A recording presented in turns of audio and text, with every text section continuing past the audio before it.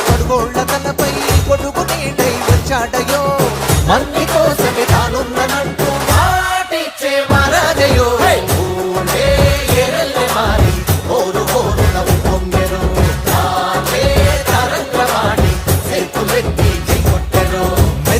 ఎరగని బతుకుల మొరవిని నీటి మబ్బులా కరిగాడు బీటను విచ్చిన బీళ్లను తడిపిన వాన జల్లునా కురిశాడు